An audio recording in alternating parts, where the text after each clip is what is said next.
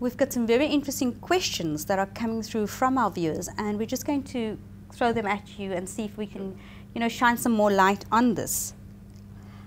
I would like some clarity. Some reports say only people with paid up debts qualify to have their bad credit history removed.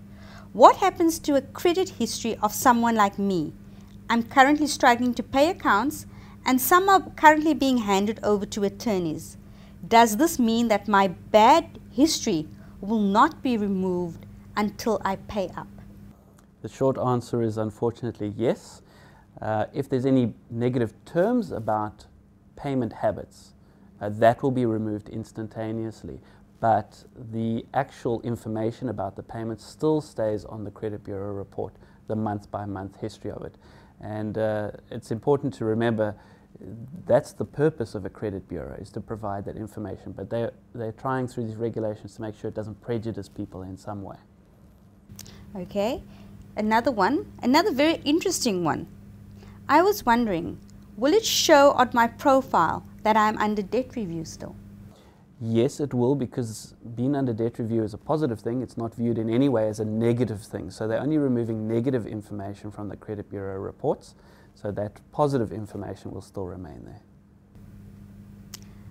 Another one that's come through from our viewers on credit amnesty.